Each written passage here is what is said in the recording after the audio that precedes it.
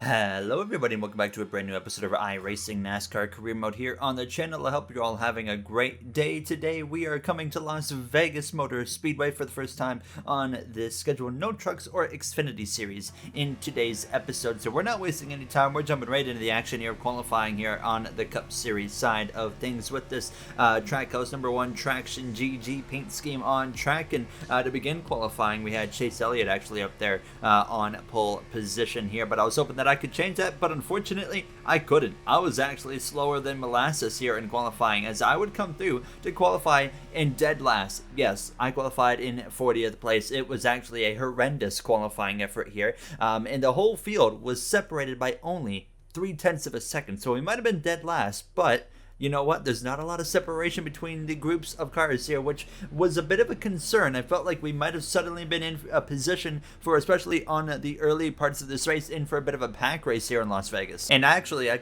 kind of get caught sleeping on the original start of this race as I would lose some time. But Chase Elliott, David Schulthouse, Bubba Wallace, Kyle Busch, Denny Hamlin, all up there in the top 5. And Joey Logano, who's currently Kyle Busch's main contender in this championship, starts in the midfield here. So Kyle Busch already looking the favorable pick between those two today in this episode. But I mean, there's still another half season to go. This taking a while. Of course, we have to kind of slowly progress through this opening season because we still have no idea when the next gen AI is coming to iRacing. So it's all about that. We still got to wait it out and be patient and slow. You see Kyle Busch actually losing a little bit of ground on this opening lap, and so did David Schulthouse. There you see Ricky Stenhouse Jr. going to the outside. Suarez is going to look to the inside of him, following the 19 just behind him, actually, of Christopher Bell in that 5-hour Energy Toyota Camry here as they head down this back straightaway one more time. You can see a big bump there on the exit of turn 2. Everybody running over that as we sail it off into 3 and 4. And now I was starting to try and get up here into the mix and make some moves here. As you can see myself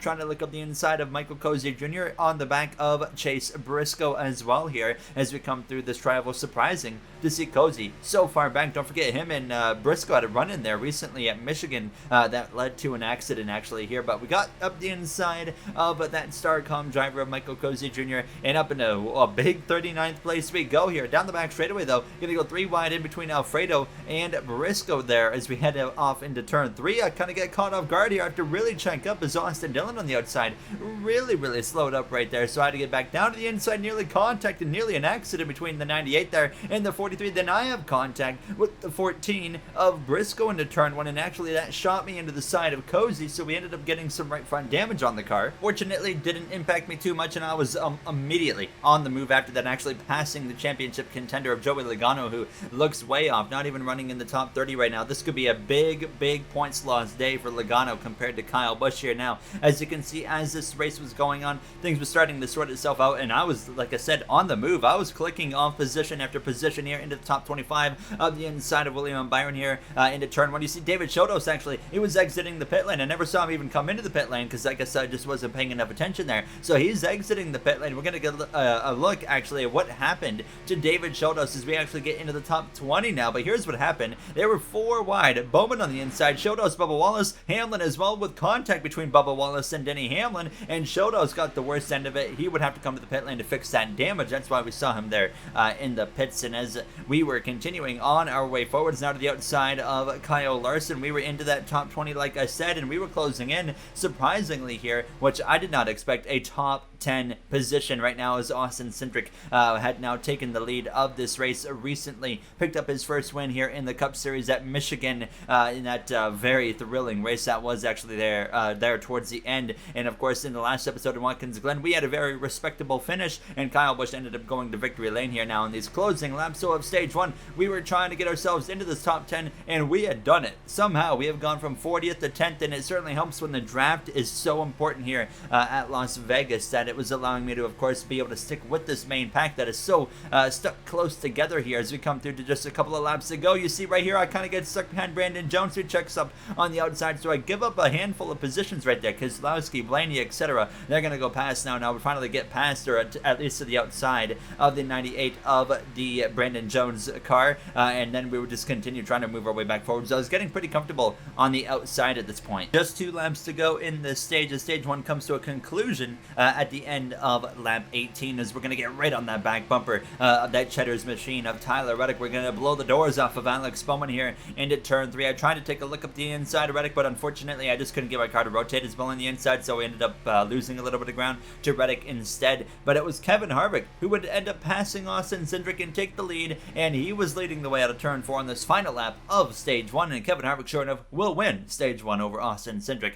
as well as Kyle Busch, who just got 8 points right there and extends his point gap, well, by 8 points over Joey Logano, who is having a miserable day so far, nowhere to be even seen close to the top 10, even the top 20 for that matter. I feel like at this point he was just having a miserable run, and here's what caught me off guard. A bunch of drivers in front of us stay on the racetrack, and I only had about 4 to 5 laps of feel in this car, and some drivers behind me did come in, but I was immediately realizing here in stage 2 we are going to probably see on probably lap 4, lap 5, all of these drivers that stayed out come into the pit lane and come into the pits and of course fill their cars up with fuel, put 4 tires on and whatnot, and they're going to have to go potentially a lap down while we can stay out on the track with a few select other drivers as well. A very baffling call from the AI, and we've seen some weird calls from the AI before, and that was coming out right here as well, but we have an opportunity right here to take advantage of the AI strategy weirdness and potentially set ourselves up for our first win in our Cup Series career, part of this iRacing career mode. You can see this pack racing on these restarts. This really just feels like full-blown pack racing, and honestly even more chaotic than a Daytona or a Talladega because it's way less organized. Everybody's going everywhere. They're going to the top, they're going to the bottom, they're just splitting lanes. It's crazy. You see in the background 4 wide Sheldon Creed right there was 4 wide briefly with Ryan Preece as they continue down this back straightaway. I was right in the thick of this mess as I lost some time fixing my car on the pit lane there in the stage 1 break here as we come through the center. But 3 and 4 in a big checkup, and suddenly we're going to be a part of a big accident here in 3 and 4, and there goes the 21 of Harrison Burton up and over, barrel rolling there out of turn 4, and just like that, in the blink of an eye, our car is absolutely destroyed here from Las Vegas Motor Speedway. What just happened? William Byron actually cut across the nose of Ricky Stenhouse Jr., and that caused a huge stack up. Unfortunately, I did not have enough time to check up for it, and you saw exactly what happened right there. This is on board with Cole Custer here on the outside. Look at this big hit, and I mean, what a ride. Harrison Burton just went on airborne, and then of course he goes up and over multiple times, and our race, I mean, ruined. I could not believe it here. We're going to come into the pits, and on the timer right there for the repairs, it was 3.5 minutes of repairs, so we're not going to exceed the 5-minute crash clock, so we can remain in this race. So I basically repaired this car to the best extent that I could before we would go a lap down and go green flag racing. So I still had about another 1.5 minutes at least of repairs on this car, and look at my pace. I was unbelievably slow here. I had nothing, obviously, and if I could hold the slipstream, I was curious to see what I would have, but obviously this car was just unbelievably off the pace, and I was just hanging on. Fortunately, I got very lucky. I did not go a lap down in stage 2. Kevin Harvick would win stage 2 at the conclusion of lap 40, and you saw Kyle Busch again in 3rd, so another 8 points in the favor of Kyle Busch. Logano, though, this time up there in the mix, but we bring it back into the pit lane at the end of stage 2, which is recapped very quick because nothing happened after we crashed, and fortunately, going into stage 3, we got the whole car repaired to the best extent that it could be. We actually had a front bumper and a hood on the car now after completely losing those, so that was a step in the right direction. But by the time we get going racing again, we only have 26 laps to go. Now, what was also interesting to note is just like stage 1, a bunch of AI remained on the racetrack at the end of stage 2. They did not pit, so they're gonna have to pit in the opening laps of this stage as well. But this stage, what's different is everybody has to pit, but if you pit early in the stage, you might not make it to the end of the stage, and there might be another pit stop necessary. Saw Sheldon Creed actually get put into the outside while they're in a 4-wide scenario. That's opened the door for myself here to go past on the inside and get around a bunch of cars here down into turn 1. I knew I had to take the opportunity. I haven't even had to lift off the brake here because this car is still so far down on horsepower. I think I was about 65 horsepower down at this point in the race, but I was able to just keep it full throttle through the corners. Not giving up here in the top 30, still on the lead lap. I said, let's just see what happens here and remain in this race, and unfortunately you can see I was still getting my doors blown off by the majority of cars, but then pit stops start happening early on here on this stage. Look at the amount of cars we got piling into the pit lane. It would continue. Here's another lap later. Here comes Reddick. Here comes Byron. Another lap later, we get a handful of cars, and it would just continue and continue until I had eventually cycle through into 5th place. So of course we're hoping for a caution at this point, but sadly that caution did not appear to be coming, so we had to get ready for our own green flag pit stop. But for myself here, pitting so late in this stage, we know we can make it to the end on one stop, so we should be in a pretty comfortable position. And here with 13 laps to go, I would elect to come into the pit lane. I waited until the tires started to really give way here, to the point where I actually had to lift off the throttle to get the car to rotate. So we come in for 4 tires, no repairs necessary this time, thank goodness, and we would rejoin the track in a pretty decent position here. And what I think happened, I don't know what was going on. You can certainly as well see, by the way, late in this race, with me being able to be full throttle through these corners because of the lack of horsepower, I can blow the doors off of nearly anybody. But then on the straightaway, it's the other way around. I'm getting my doors blown off. But somehow, like I said, I don't know how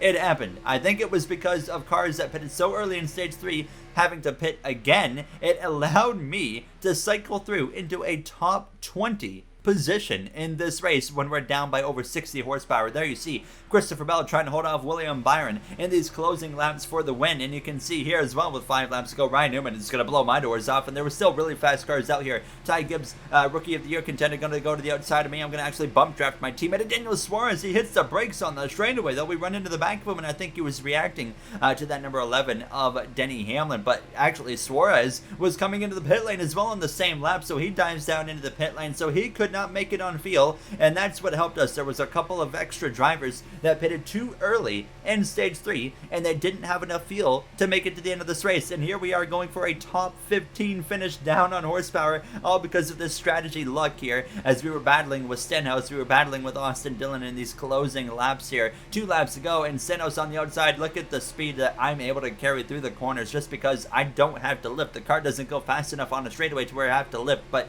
we come through onto this final lap, and there you see some more cars on the pit lane. William Byron couldn't make it to the end of this race. He was in 2nd place, not anymore. He exits the pit lane, and we get a spot on him as well as we head down this backstretch for the final time, as Christopher Bell will win in Las Vegas over Kyle Busch, who ends up P2. So Kyle Busch, I mean, extreme gains for him here today in Las Vegas over Joey Logano in terms of the point standings, as we would cross the line for a respectable 15th place finish here in Las Vegas. Not the race we had in mind, but this team, this Trackhouse team here with this number 1 car, we never give up. We proved that here today, and we somehow got a subpar finish out of what should have been probably a DNF, and certainly could have been. I forgot to actually update the point standings, so that will be in for the next episode, but I mean, all you really need to know is Kyle Busch severely put damage on Joey Logano's chances of running him down for the championship here, and I'm kind of glad we got the playoffs coming back next season with the next gen cars.